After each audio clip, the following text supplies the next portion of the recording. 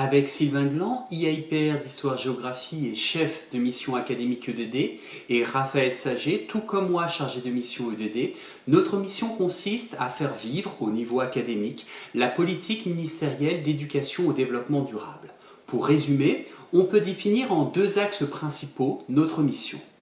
Tout d'abord, piloter la politique académique EDD, ce qui se traduit notamment par animer le comité de pilotage académique EDD, échanger avec les équipes pédagogiques, suivre les appels à projets académiques et ministériels en lien avec le développement durable, suivre la labellisation académique E3D, école, établissement en démarche globale du développement durable, établir et pérenniser nos partenariats au niveau académique avec les services déconcentrés de l'État comme la DREAL, les collectivités territoriales comme la région Grand Est, la collectivité européenne d'Alsace, l'Eurométropole de Strasbourg, les associations d'éducation à la nature, à l'environnement et au développement durable comme l'Ariena et son réseau, ou encore des partenaires privés tels qu'EDF ou Société Générale. Second axe, former les personnels en proposant des formations, notamment aux référents EDD des établissements scolaires sur différents thèmes, dont actuellement la mise en place et le suivi des éco-délégués. C'est une nouveauté? Oui et non. Oui, car cette présence est inscrite clairement dans la circulaire ministérielle Nouvelle phase de généralisation de l'éducation au développement durable d'août 2019. Présence d'ailleurs renforcée dans celle intitulée Renforcement de l'éducation au développement durable de septembre 2020. Ces circulaires donnent un cadre, une mission, un mode d'élection à ces éco-délégués et généralisent leur présence à toutes les structures scolaires du cycle 3 à la terminale. Non, car en pratique, les éco-délégués existaient déjà dans un certain nombre de structures scolaires de l'Académie de Strasbourg depuis au moins 2005. Essentiellement d'ailleurs dans les structures scolaires engagées dans des démarches de développement durable, comme la démarche Éco-École, Éco-Collège, Éco-Lycée portée par l'Association nationale Terre-Agir, ou encore les agendas 21 scolaires soutenus par les collectivités territoriales.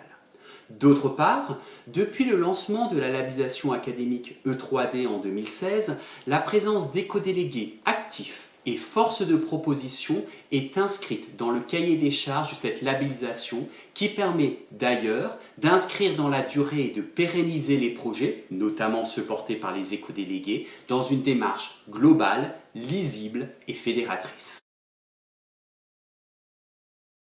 Je pense que l'explication se trouve justement dans ce qui vient d'être dit.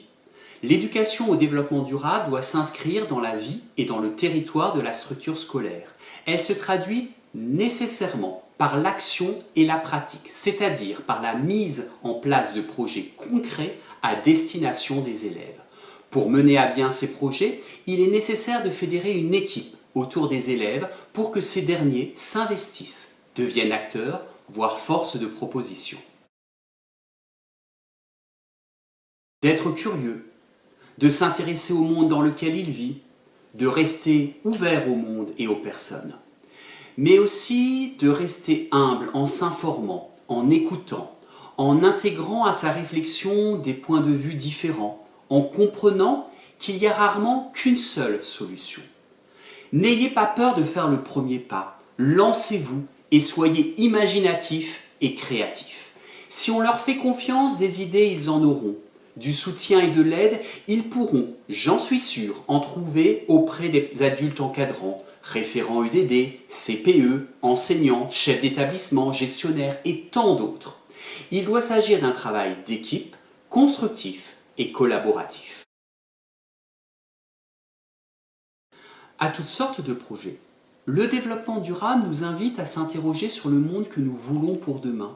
Nous avons une multitude de choix. D'un monde solidaire à un monde individualiste, d'un monde respectueux de l'homme, de la nature et de l'environnement, à un monde où l'homme domine et est omniprésent.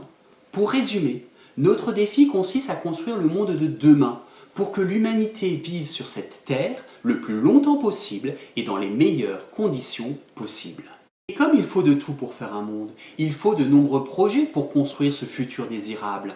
Des projets de solidarité ou portant sur la biodiversité, des projets en lien avec l'alimentation, la mobilité, le gaspillage, ou encore des projets visant à favoriser l'égalité homme-femme ou à créer ou recréer du lien intergénérationnel. Les 17 objectifs de développement durable portés par l'ONU pour 2030 permettent de se rendre compte de l'étendue et de la diversité des thématiques qui peuvent être abordées.